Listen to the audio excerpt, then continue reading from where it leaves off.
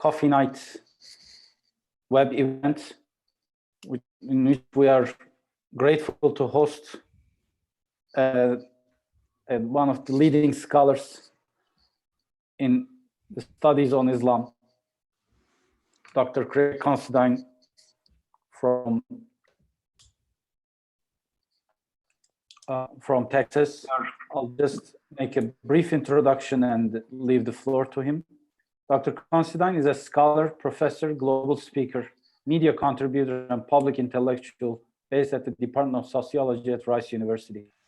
He's the author of many books and articles. Dr. Considine's opinions have been featured in the New York Times, Washington Post, CNN, BBC, CBS News, Fox News, MSNBC, Newsweek, and Al Jazeera. He's been invited to speak at some of the leading international organizations and universities in the world. Dr. Considine is visible on social media. I will attest to that. He holds a PhD from Trinity College, University of Dublin, MSc from Royal Holloway, University of London, and a BA from American University in Washington, D.C. He is a Catholic of Irish and Italian descent. And so his talk this evening is a very stimulating combination of words: the humanity of Muhammad, a Christian view. Dr. Considine, the floor is yours. Thank you so much, Ibrahim. It's a pleasure to be with all of you this evening. Thank you so much for being here. Thank you to the Rumi Forum, who I was telling Ibrahim earlier in our chat. I've been a fan of the Rumi Forum since I was an undergraduate at American University in the early 2000s. And I remember back then, I always hoped that I could be involved in the Rumi Forum. And, thanks God, here we are. Thank you. A big thanks again to all of you for being here. And of course, thank you to our creator, for none of this would be possible. So as Ibrahim mentioned, I'm going to talk about the humanity of Muhammad, a Christian view. But before getting into the details, I want to kind of frame our talk a little bit. And I want to make a historical reference to an infectious disease or plague. And I apologize for doing this. I know that this is in everyone's minds and it's on our television screen and all screens for that matter. But I think it provides an interesting framework for analysis. As some of you may know, plagues, epidemics are nothing new to our history as a species. We're certainly no strangers to them. And back in the year 250 AD, so we're going way back 400 years, almost 400 years before the life of Prophet Muhammad, there was a massive plague within the territories of the Roman Empire. And this was one of the deadliest plagues in human history.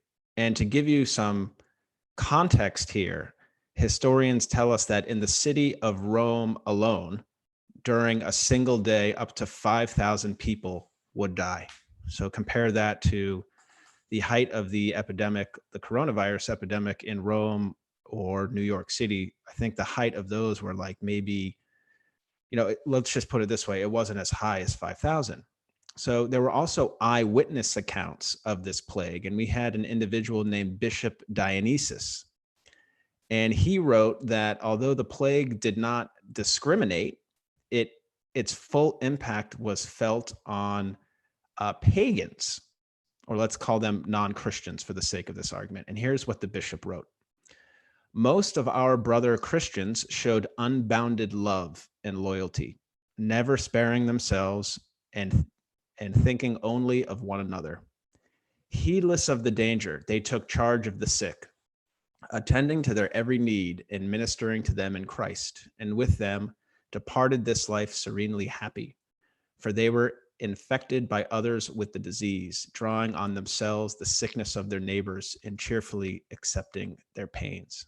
So in short, Christians were giving up their lives, their own livelihoods, to help those who were sick. And we have another quite interesting passage, and this one is from Cyprian, who was the bishop of Carthage around the same time. And he said the following: "There is nothing remarkable in cherishing merely our own people with the due attention of love. But that one might become perfect who should do something more than heathen men or publicans, one who, overcoming evil with good and practicing a merciful kindness like that of God, should love his enemies as well. Thus the good was done to all men, not merely to the household of faith." So again, Christians were giving themselves up selflessly in the face of this pandemic.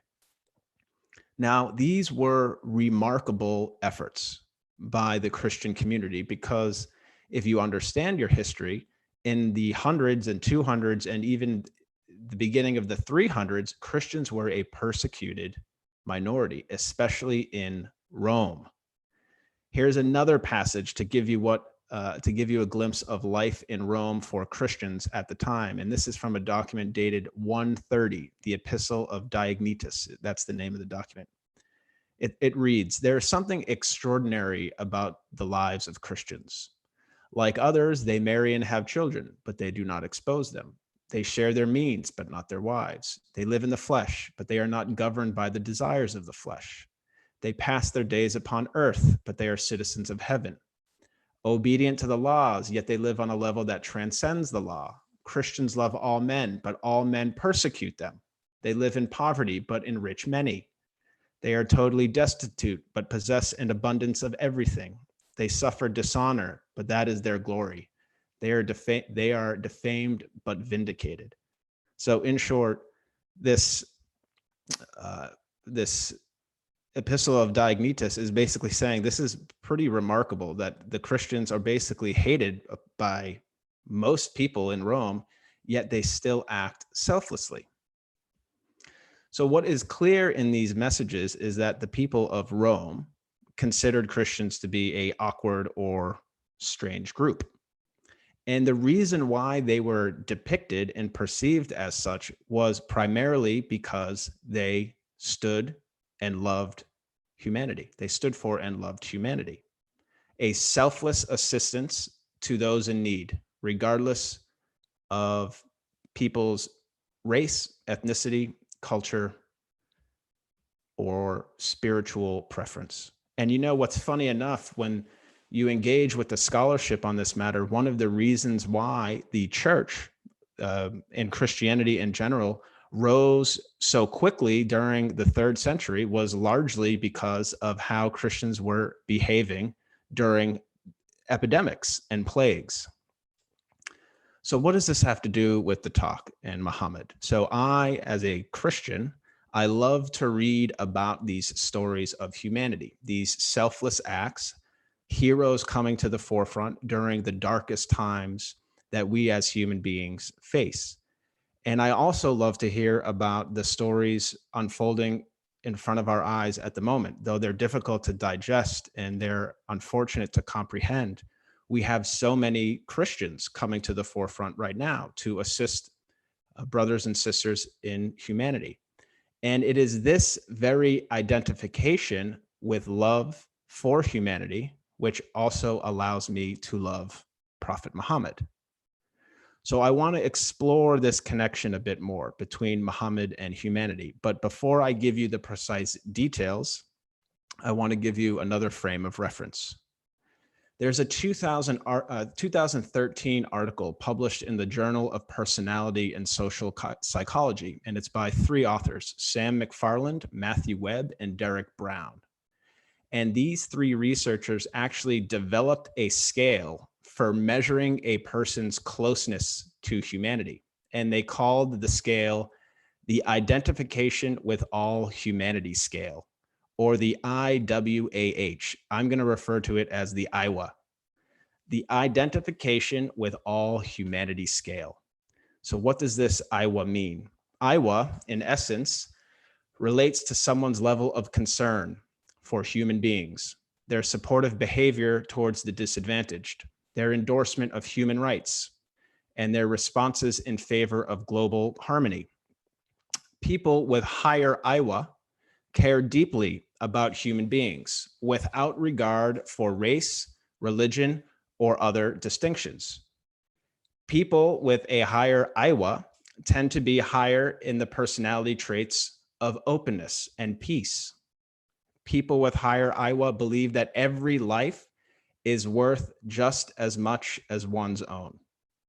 In other words, people with higher IWAH are able to transcend tribalism, transcend group boundaries, and they're able to see themselves first as a human rather than all of these other layers that we love to throw upon ourselves.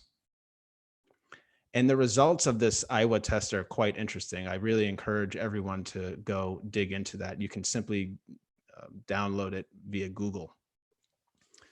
So let's transition to Muhammad. So my forthcoming book, which some of you may be aware of, it's called The Humanity of Muhammad, A Christian View, which is the title of this talk. And it really is fundamentally rooted in Prophet Muhammad's IWAH. And it also sheds a bit of light on my own personal relationship with Muhammad and how I, as a follower of Jesus of Nazareth, respect, admire, and even love Prophet Muhammad. The book has 7 chapters, and I'm going to name them in order. The first, religious pluralism. The second is civic nation. The third is anti-racism. The fourth, and which is the longest, by the way, is seeking knowledge. The fifth is women's rights. The sixth is the golden rule. And the seventh is the spirit of truth. I'm going to share with you a bit of knowledge on the first 3 chapters, which is religious pluralism, civic nation building, and anti-racism. So let's explore Prophet Muhammad's IWAH. Religious pluralism.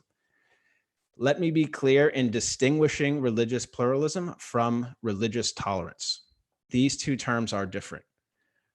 For those that may have a daughter or a son or a friend with an annoying habit, and you tolerate some of these bad habits of loved ones in your life, there's something, how do you put it? I don't know. It's just something that isn't too great when you tolerate something. In light of religious beliefs and practices, when we tolerate other people's religious preferences, there's really no engagement with those unique traditions and unique philosophies coming out of specific religions. Religious pluralism is distinguished from tolerance in that religious pluralism is about the energetic engagement with religious diversity. Tolerance is just saying, you be you, it's standoffish. Religious pluralism is telling us, hey, we actually have to engage with humanity here. We have to engage with people. We have to eat with them, spend time with them, grapple with passages of our religious texts with them. I also refer to religious pluralism in light of a acronym called DEUCE, which stands for Dialogue, Education, Understanding, Commitment, and Engagement. This is something that puts religious pluralism into practice. It activates religious pluralism. Now, Muhammad did not merely tolerate people who did not identify themselves as Muslims. We know that he did tolerate them, but he was doing more than that. He was really embracing the humanity that God created, all of creation. And we have 2 primary examples that pertain to his relations with Christians. The first is the story of the Christians of Najran.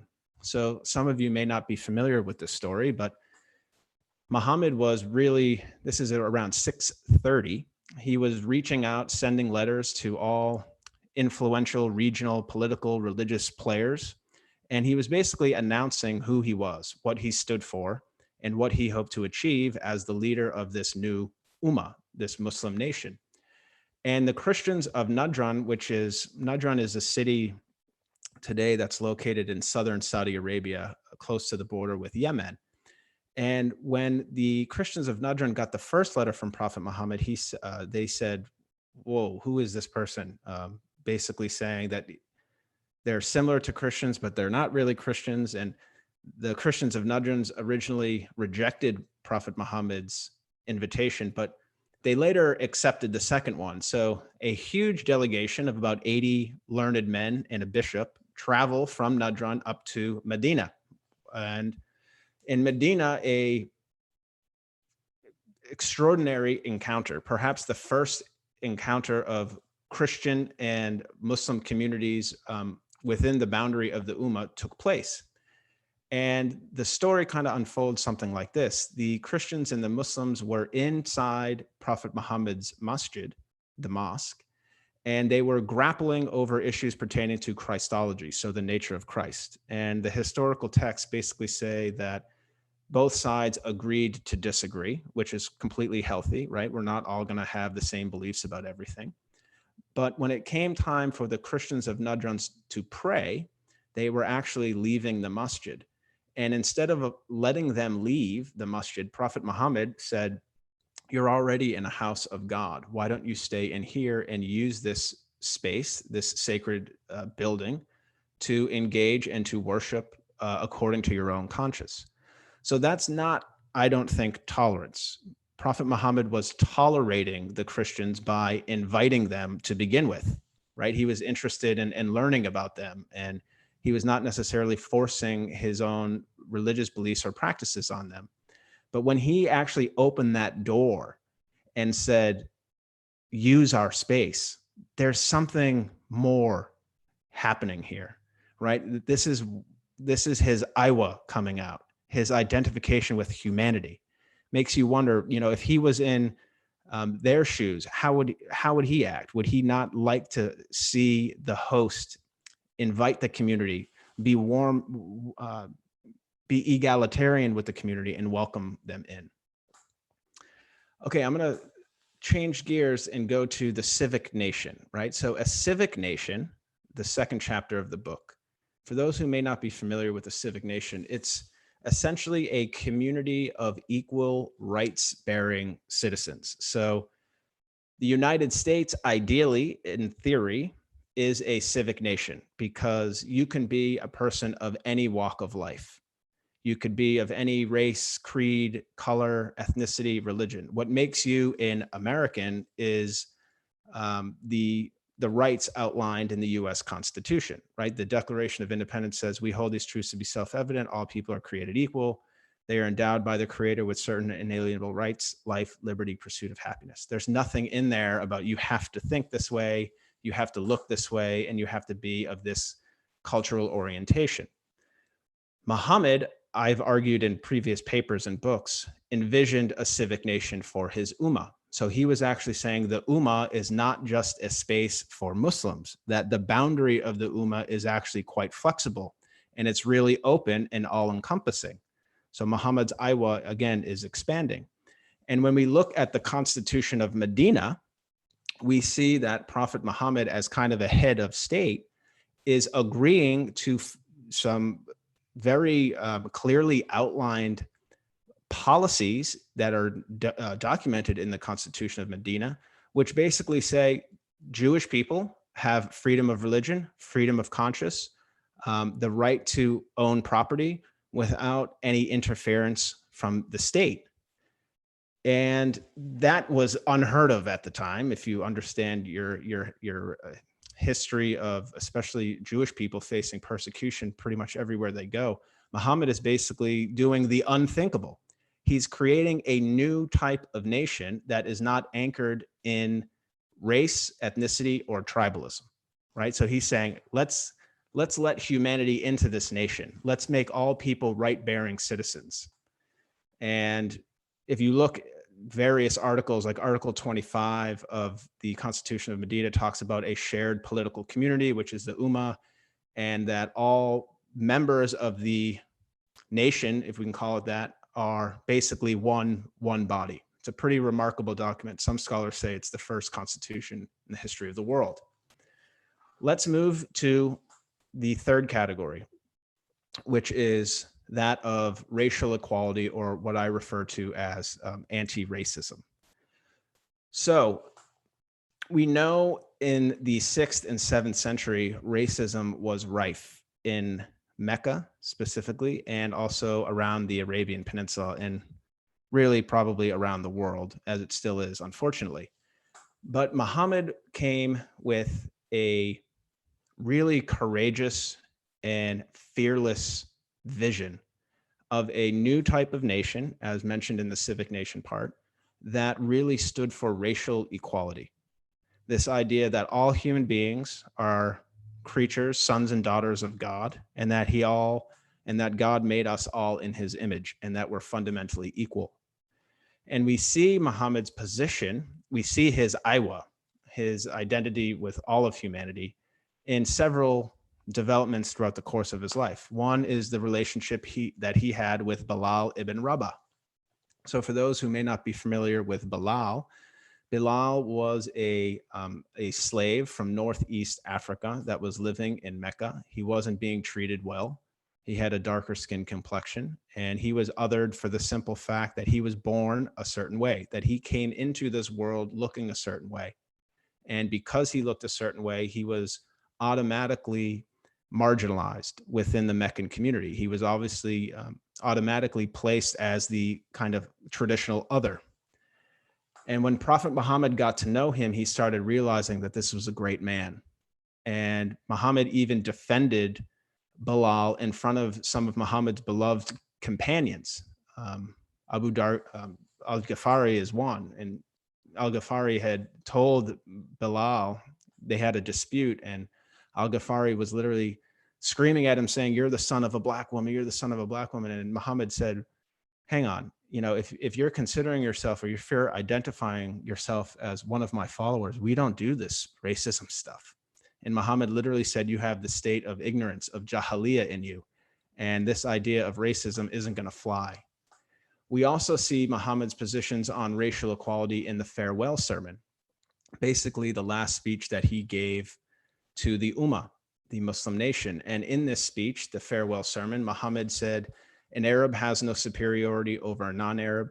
A white has no superiority over a non-white. A black, no superiority over a non-black," something like that. It's not quite literal, but basically saying that all of these groups are not superior to the other, except in piety and in good action, except in piety and in good action, right? So Muhammad is taking a stance. He's saying, yes, we're all equal.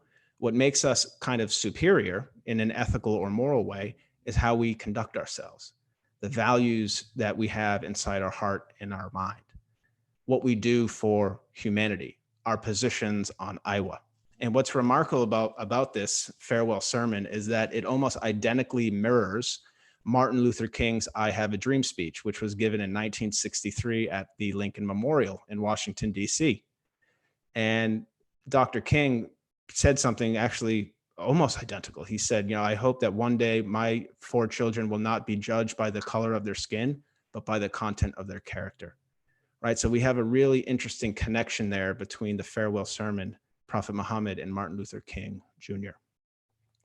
So those are the 3 themes that I've covered there. And there's 4 more in the book. Seeking knowledge, which is a really interesting chapter because I look at various periods of Islamic history and I looked at how Muslims used knowledge from the world and kind of meshed it together and synthesized it and created a new type of knowledge, right? This identification with all humanity, love of knowledge for the simple fact of loving knowledge, not caring where it's coming from or who is giving it, just embracing it because it's part of God's creation. It's part of God's love and God's vision for us. And then women rights carries on in a similar light as racial equality. Muhammad pushing the boundary on equality of the sexes. And I look at the life of Khadijah and Aisha. And then I look at the golden rule, and I really, in this chapter, compare a lot of passages in the Quran and the Bible and look at things like, compassion and mercy and love and peace. And then the last chapter is called the Spirit of Truth because there's a passage in the Bible that essentially says something like Jesus was forecasting another kind of prophet to come along, and he would be the Spirit of Truth. He would come to kind of reinvigorate my teachings. And I'm perfectly comfortable with identifying Muhammad as Spirit of the Truth. So let me wrap up. Let me say a few last words about IWAH to kind of let all of this sink in. IWAH is at its core about human rights, the inalienable rights that our ever-present creator, God, gave us the moment that we entered into this world. IWAH is understanding that people have the right to live according to their conscience, and to do so as long as they're not being harmful or threatening to peaceful environments. IWAH is putting yourself at risk because you feel empathy towards outsiders, strangers, the destitute, the migrants, the foreigners, the asylum seekers, and so on. Putting yourself at risk. You know how easy it would have been for Muhammad to just have pleased his opponents at the time and just say, I'm not going to go with this idea of racial equality, or I'm not going to go with this idea of racial tolerance. Muhammad's life would have been so much easier if he didn't take those moral stances. But he did the hard thing because he knew it was the right thing. So taking risks is really part of IWAH too. So let me wrap up too by giving you another sad but inspiring story. And it actually has to do with World War II. So we've covered a remarkable amount of territory here, starting in the 200s in Rome, and now we're ending in the early 1940s in France. And there was a French pastor named André Trocmé. I hope I'm pronouncing that right. And he lived with his wife. And in short, these two individuals, along with their congregation, their Protestant congregation, saved thousands of Jews in the Holocaust. They were part of a small village in southeastern France. And during the war, they caught wind of this persecution happening, and they started hiding Jewish people in their homes, in their stores, and other kind of institutions and buildings in the small village. When the deportations began of Jews in France and elsewhere in 1942, Trocmé urged his fellow Christians, and this is a direct quote, to give shelter to the people of the book. This is a Christian using this phrase, the people of the book, which is found many times in the Quran. And despite the danger, Trocmé courageously moved forward. And he moved forward with these bold deeds, not out of nowhere. He did so because he believed in Jesus, and he believed in the nonviolent teachings of Jesus. When the authorities eventually caught wind of Trocmé's leadership and suspected that he was hiding Jews, the Nazi authorities and their French collaborators became angry, and they started questioning Trocmé. And Trocmé had an amazing quote, and I'm going to read it directly. He said, "These people came here for help and for shelter. I am their shepherd. A shepherd does not forsake his flock. I do not know what a Jew is. I know only human beings." This beautiful story makes me think about one of my favorite stories about Prophet Muhammad, and I'll end here. One day, as a hadith relates, Muhammad and some of his companions were sitting around. As they were conversing, a group of people could be seen far away in the distance. The group of people slowly came into focus, and when they were about 100 or so feet away, Muhammad realized something that was quite important. He realized it was a funeral procession, and yet it was not a typical funeral procession. When this group of people got closer, Muhammad realized that this was the funeral procession of a Jew. So Muhammad, out of respect, slowly got up off of his feet. And one of the companions turned to Muhammad and said, and I'm paraphrasing, "But Master, this is the funeral procession of a Jew. Why are you standing?" And Muhammad said something absolutely brilliant and so simple. He just said, "Is it not a human soul?" If one hadith and one life experience of Muhammad captures IWAH, it's that. This is one of countless reminders of Prophet Muhammad's humanity. I'm only really scratching the surface.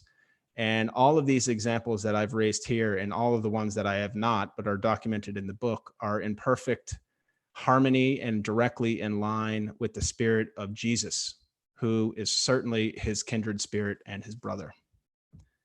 That's about 25 minutes. Thank you all so much, and looking forward to engaging in some questions now.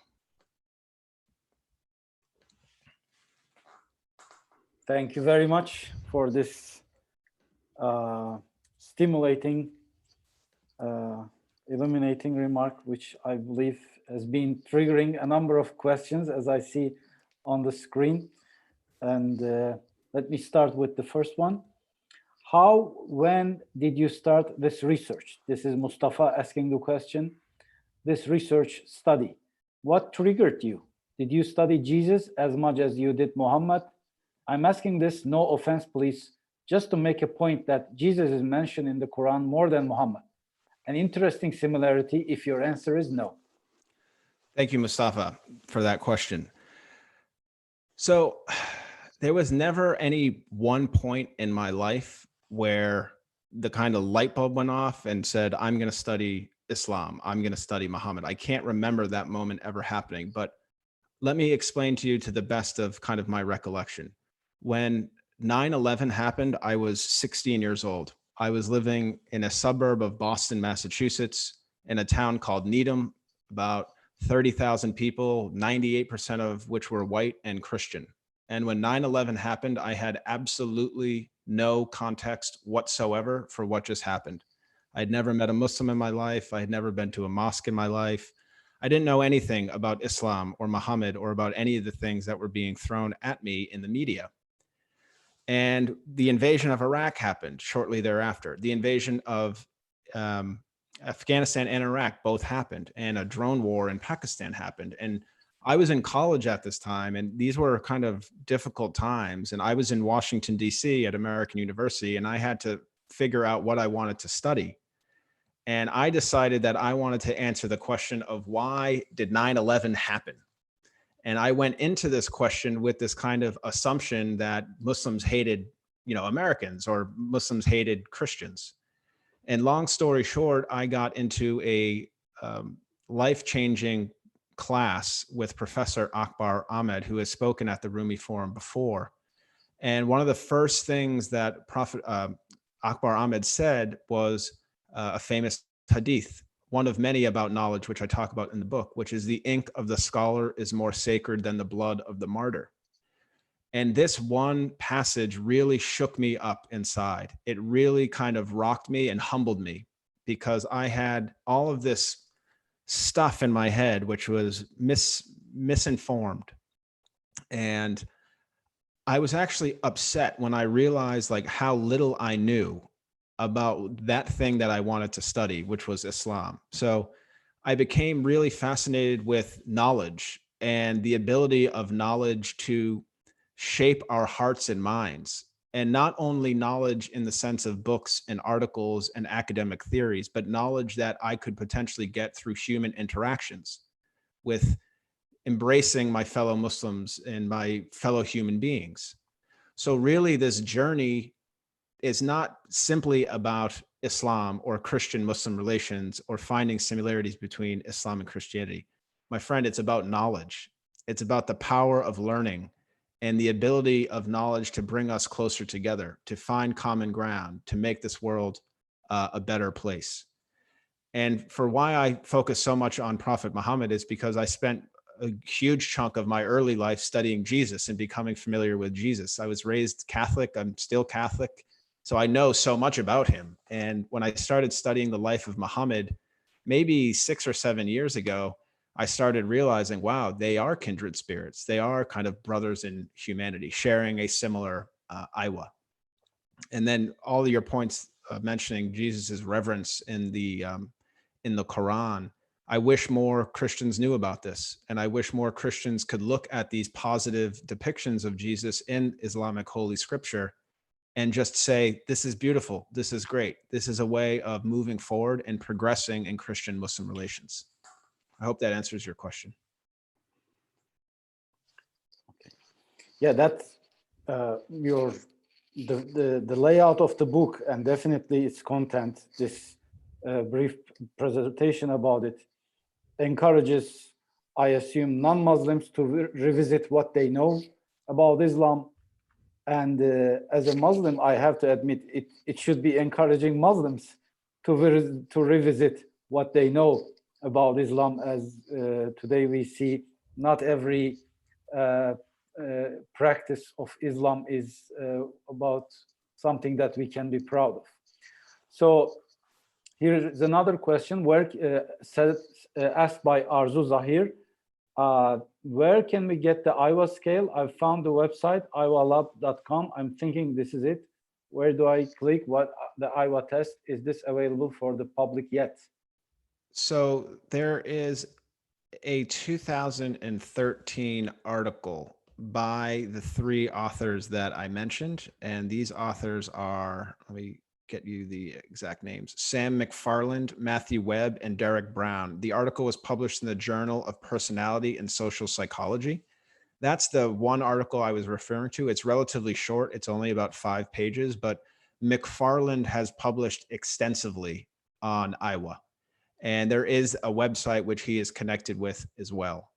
So it was actually remarkable. I only came across the IWAH test today. I was putting this talk together over the last 48 to 72 hours. And I was like, what type of theoretical framework or conceptual, foundation can I lay out for people to really walk away from this talk with a buzzword, a one kind of quick hitting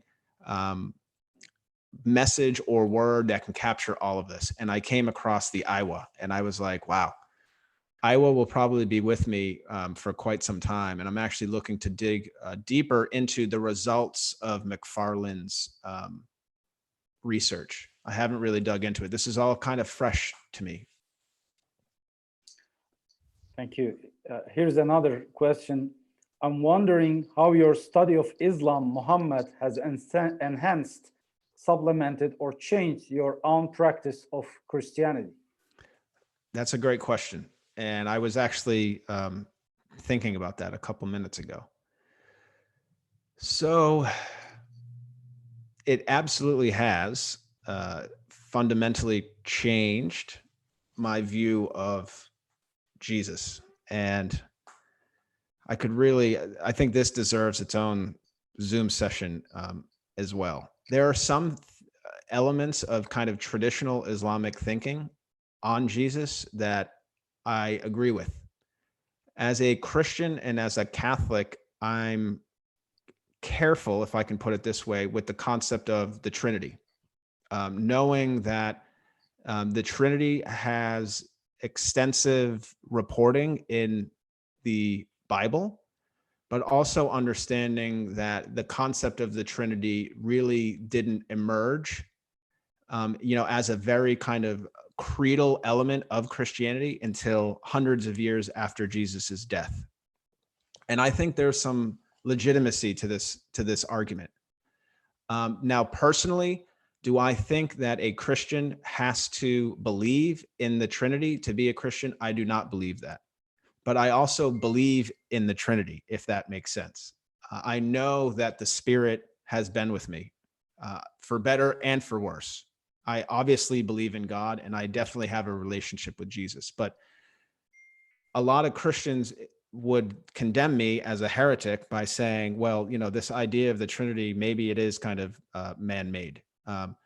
But with this, though, let me also be clear, like a lot of Muslims that I've engaged with, especially on social media, don't really understand what the Trinity is. And I think what we need actually are more Muslims who really understand what the Trinity is, and to understand that it does not mean 3 gods. The Trinity does not mean 3 gods. We need more Muslims articulating to their fellow Muslims what it is.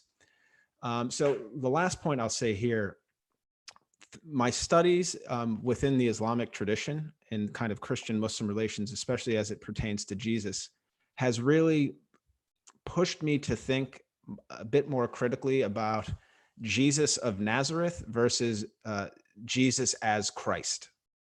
So Jesus of Nazareth is Jesus. It's who he was according to what we know through the gospel and the reportings in the other books of the New Testament.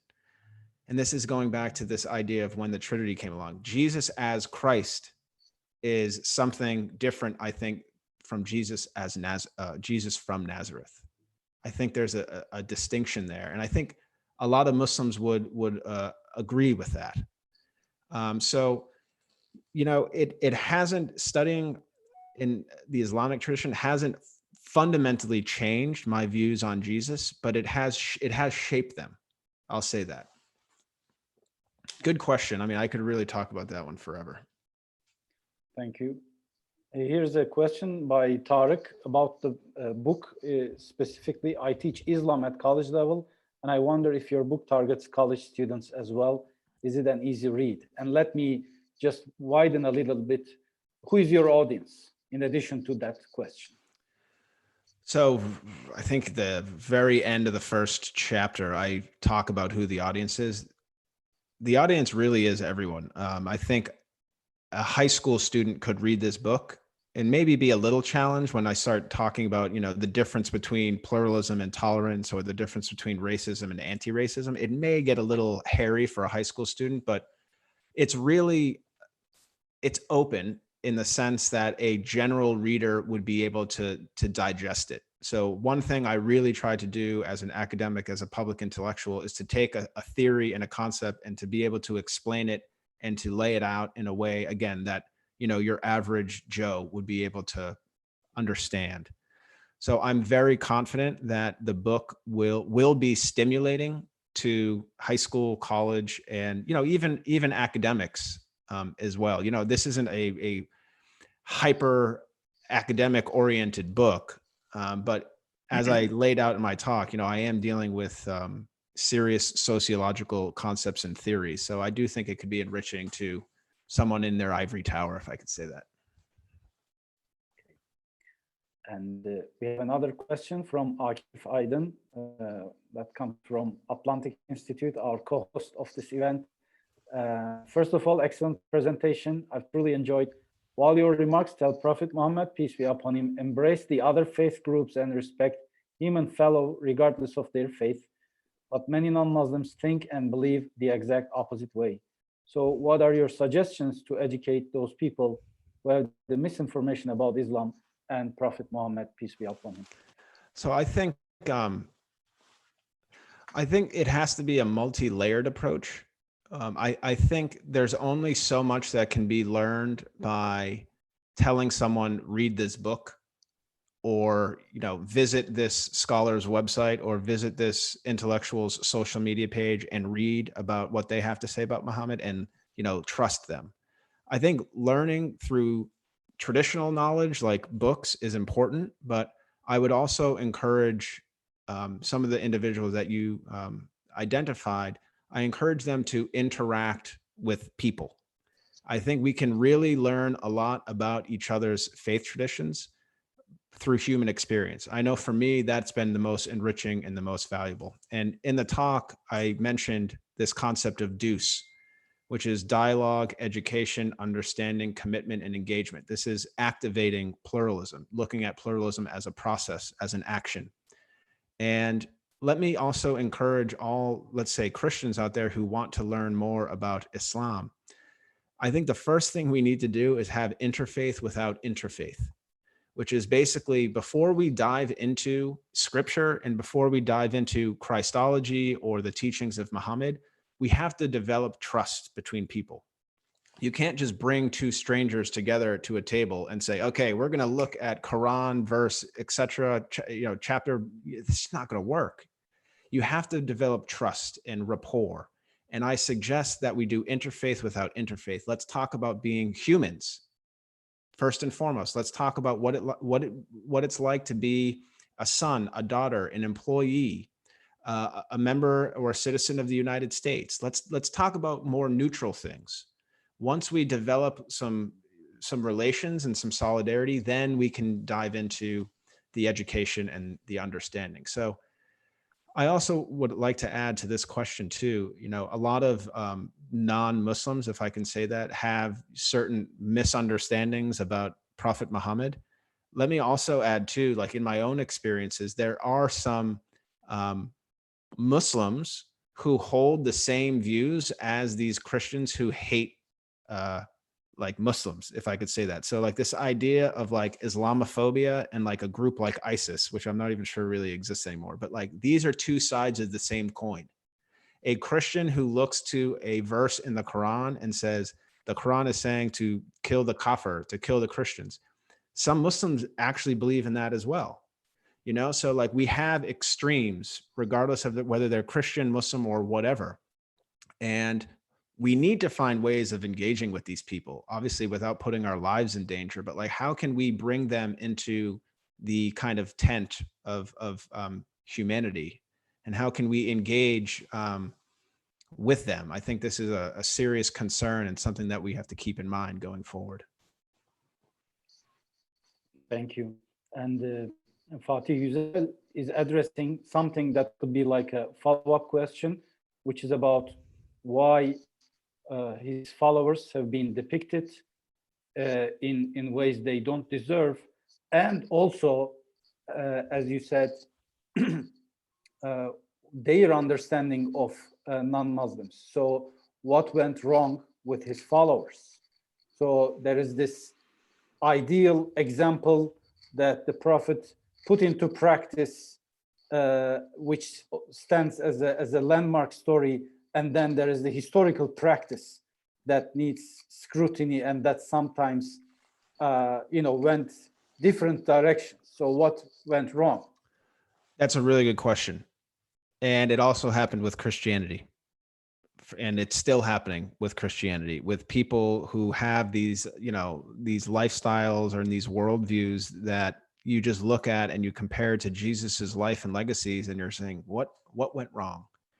So I'd say it's really human nature. I think humans, some humans love power. They're greedy, and they're willing to twist and turn even something as sacred as religion to meet their own self-fulfilling prophecies and their own interests.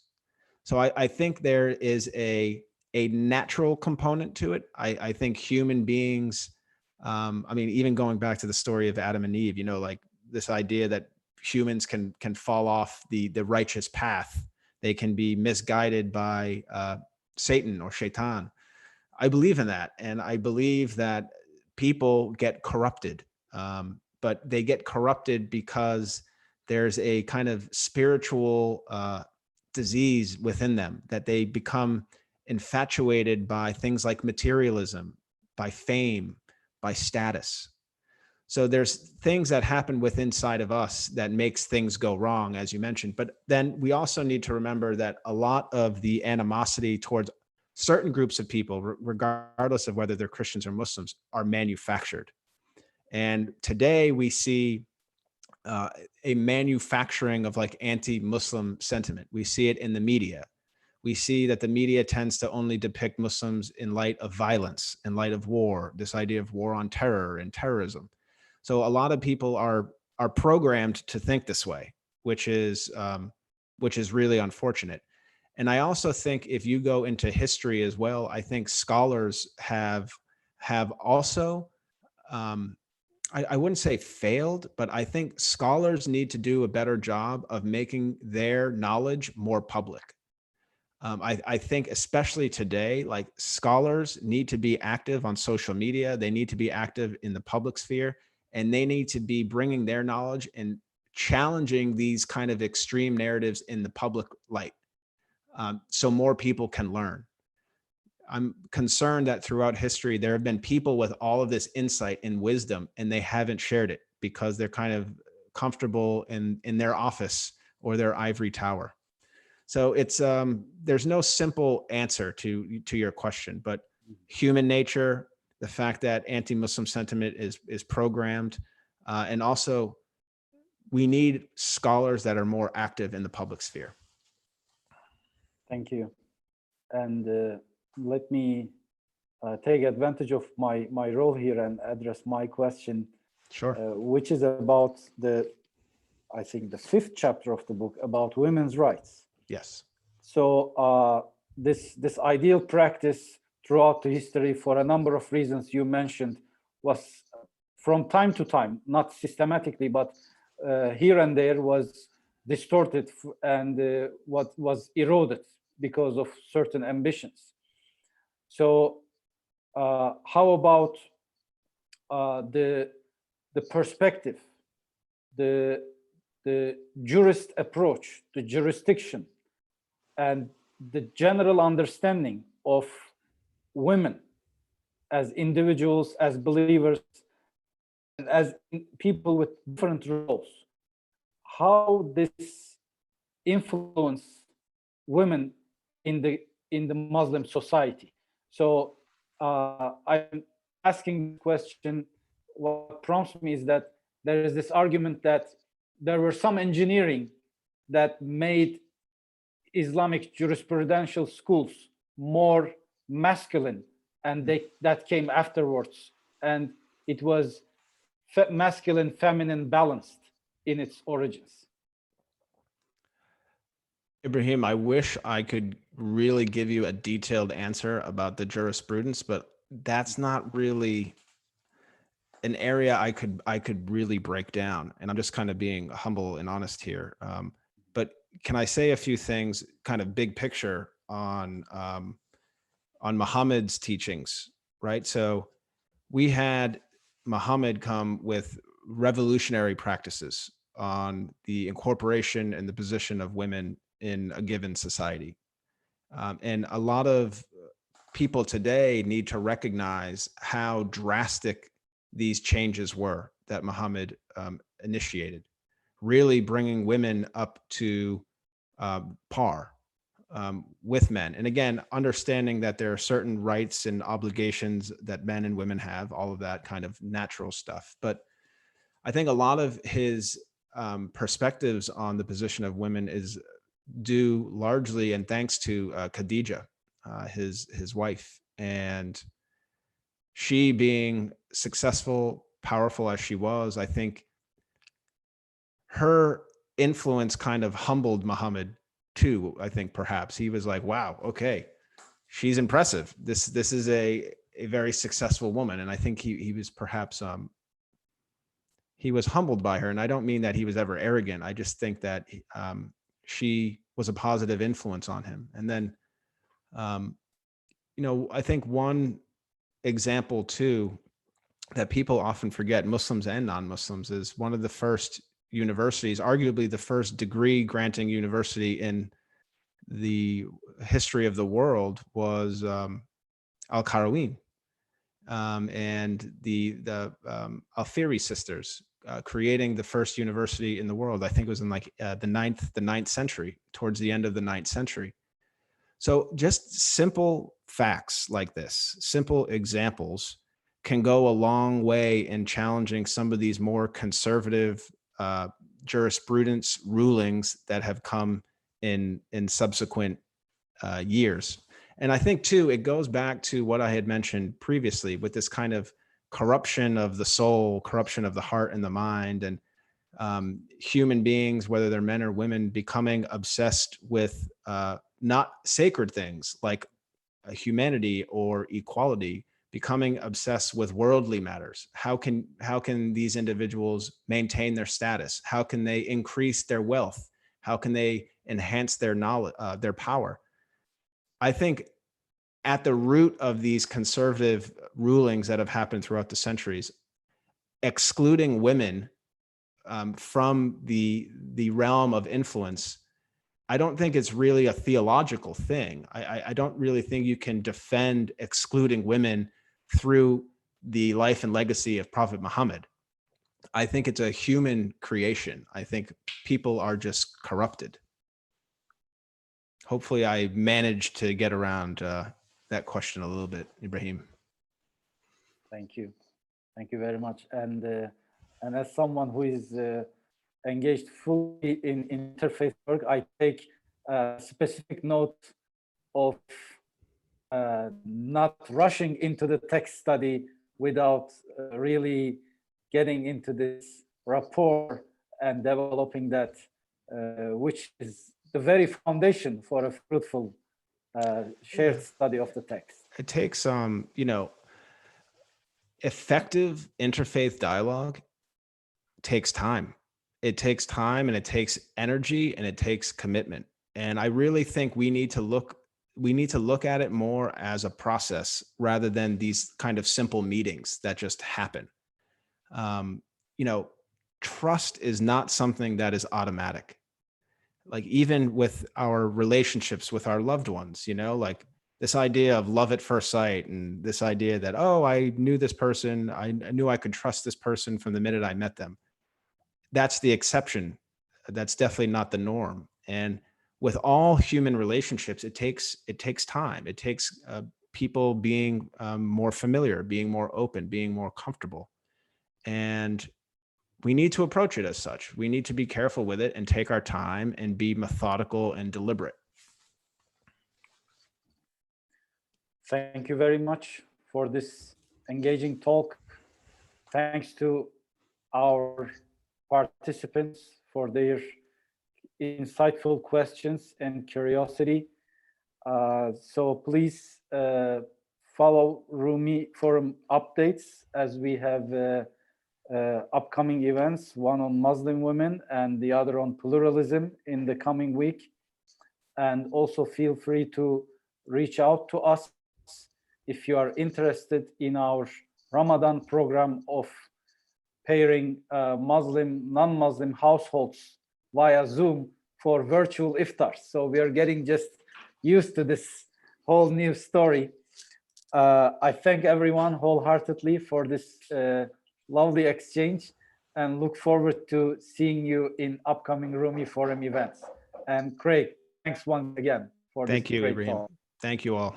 Take care. Have a great evening. You too. God bless. Bye-bye. Bye-bye.